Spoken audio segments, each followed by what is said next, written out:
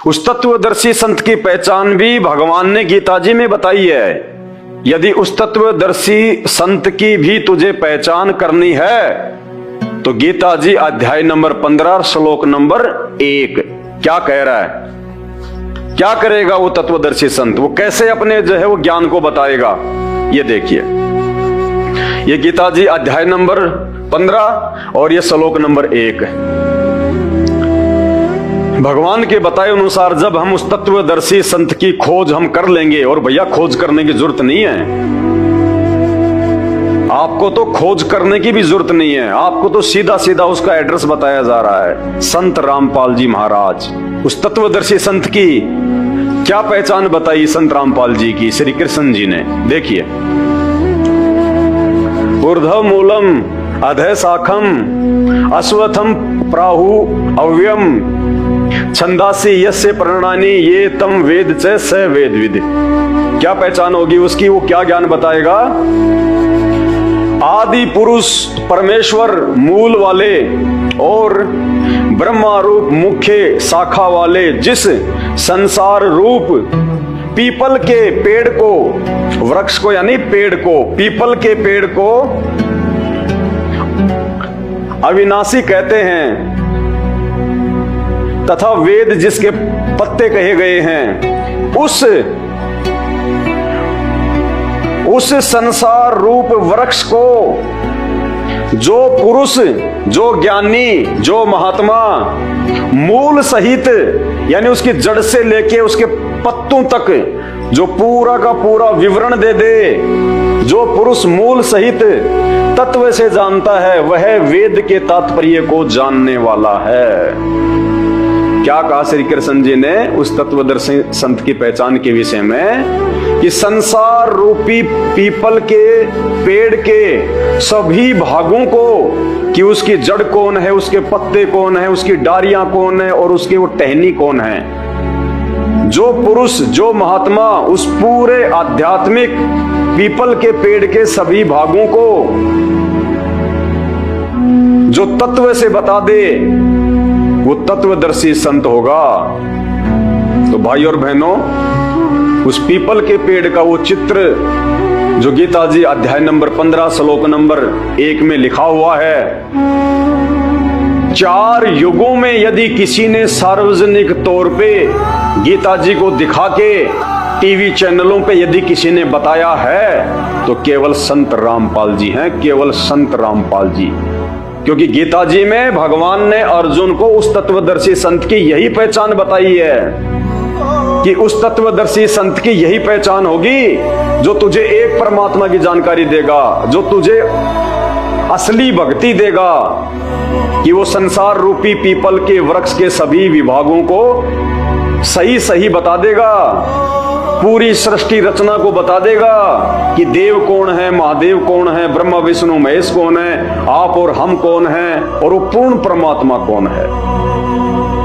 तो देखिए, वो पीपल का पेड़ जो संत रामपाल जी ने शास्त्रों से खोल के बताया है, उसका चित्र बना के हमें समझाने के लिए, ये देखिए भाई बहनों, गीता जी अध्याय नंबर 15 और श्लोक नंबर 1 के अनुसार भगवान ने जिस तत्वदर्शी संत की पहचान बताई है कि वो तत्वदर्शी संत होगा, वो ज्ञानी महात्मा होगा जो तुझे एक परमेश्वर की जानकारी बताएगा, जो तुझे एक भगवान की भक्ति बताएगा, और उसी के बताए अनुसार पूजा पाठ करने से, भक्ति करने से, दान पुण्य करने से तू उस परम शांति को और उस परम धाम को प्राप्त होगा। ये गीता जी का सर्वश्रेष्ठ ज्ञान है। तो ये जो पहचान है उस परमेश्वर की कि वो एक परमात्मा कौन है, ये सृष्टि क्या है, देव महादेव क्या है, ये ब्रह्मा विष्णु महेश क्या है, हम क्यों जन्म ले रहे हैं, हम क्यों जो है वो मर रहे हैं, 84 लाख योनियां क्या हैं, अच्छे कर्म क्या हैं और बुरे कर्म क्या हैं, ये सारी जानकारी आज संत रामपाल जी ने आके दी है। उस तत्वदर्शी संत ने जिसके विषय में गीता जी में भगवान खुद अर्जुन को सलाह दे रहे हैं कि तू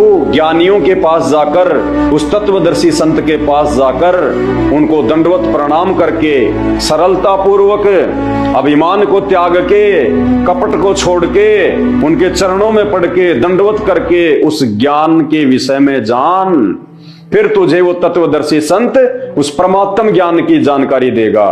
तो सन 1994 से उस तत्वदर्शी संत की भूमिका में धरती पे जिस तत्वदर्शी संत में इसकी पूजा करेंगे भगवान कबीर साहब की, फिर हमारे शास्त्र अनुकूल कर्म बनेंगे।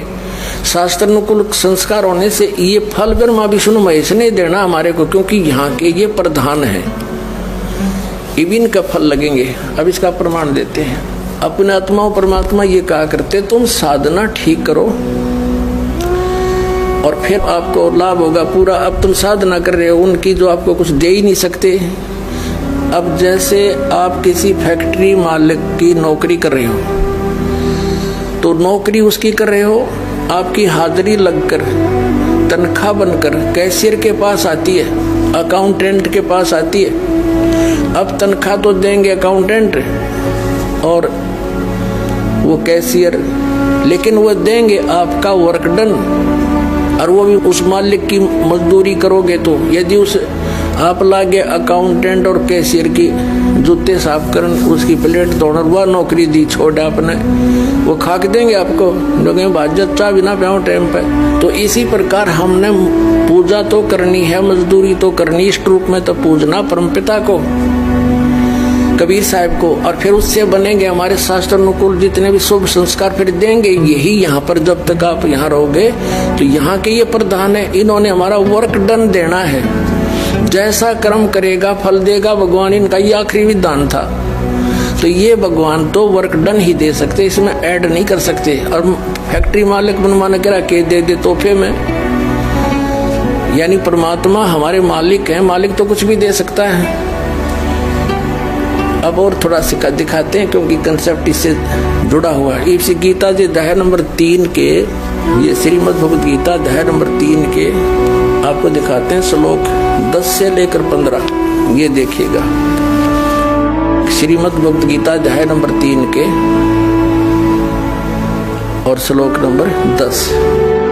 प्रजापति ब्रह्मा ने कल्प के आदि में यज्ञ सहित प्रजाओं को रचकर कहा था, तुम लोग इस यज्ञ के द्वारा, यज्ञ माने धार्मिक अनुष्ठान, शास्त्र अनुकूल वृद्धि को प्राप्त हो। यह यज्ञ तुम लोगों को इच्छित भोग प्रदान करने वाली हो। 11वें में कहा है, यज्ञ के द्वारा देवताओं को उन्नत करो और वो देवता तुम लोगों को उन्नत करें। इस प्रकार निस्वार्थ भाव से एक दूसरे को उन्नत करते हुए तुम लोग कल्याण को प्राप्त हो जाओगे।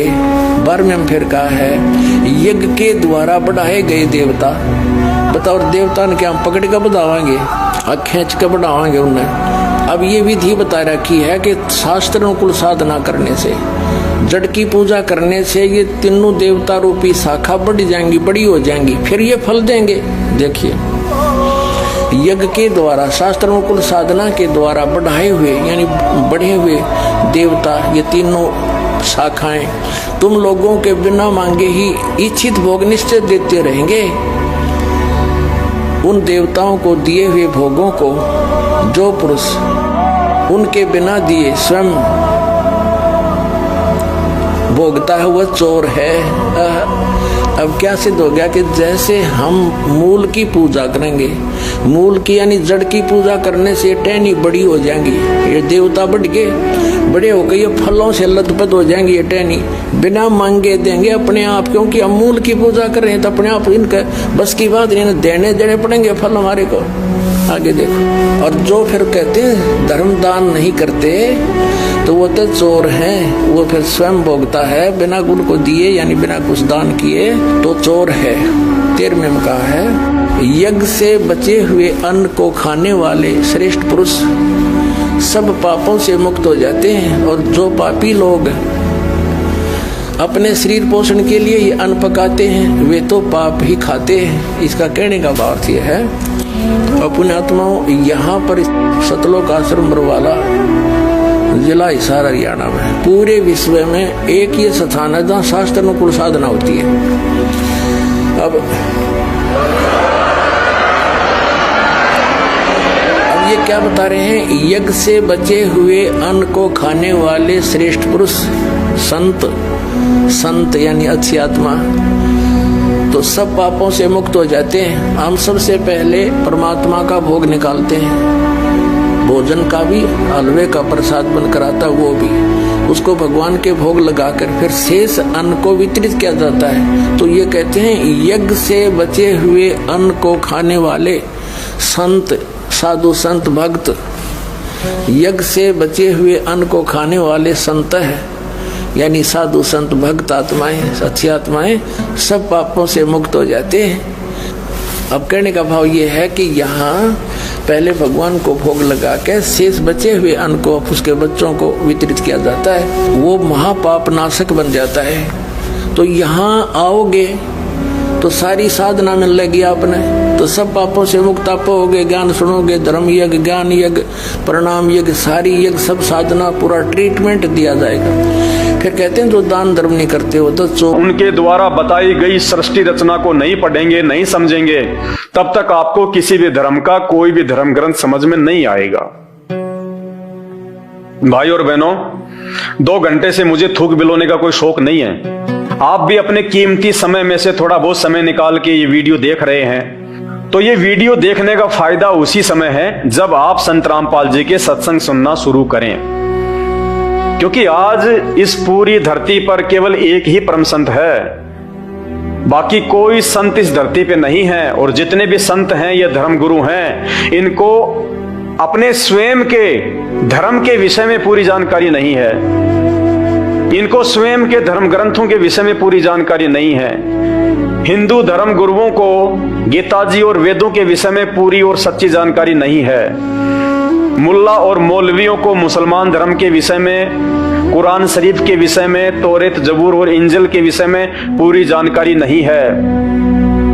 जितने भी पादरी और पास्टर हैं, इनको बाइबल के विषय में पूरी जानकारी नहीं है। सिखों को गुरु ग्रंथ साहिब के विषय में जानकारी नहीं है, ना ही बौद्ध और जैन समाज को अपने अपने धर्म ग्रंथों की जानकारी है।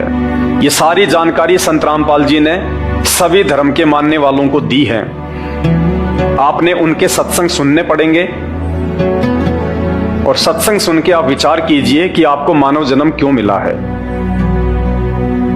परमेश्वर कहते हैं, मानव जन्म पाए के जो नहीं रटे हरि नाम, और जैसे कुआ जल बिना फिर बनवाया क्या काम।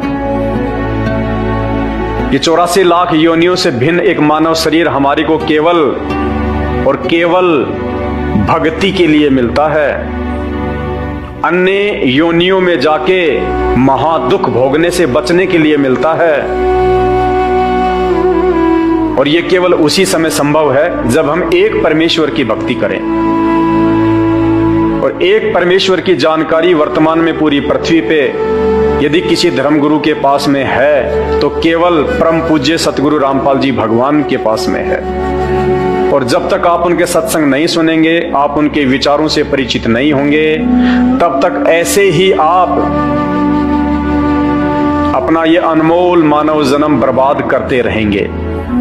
और आज मानव जन्म में आप कितने सुखी हैं बिना भक्ति और भगवान के। और कल को जब ये शरीर छूटेगा, हम 84 लाख योनियों में जाएंगे, उस समय हमारे साथ में क्या बीतेगी। आज आप एक गधे का जीवन देख लीजिएगा, आज आप एक बैल का जीवन देख लीजिएगा, कितना महादुख भोगता है। सारा दिन खेत में चलता है, गाड़ी में उसको किसान जोतता है।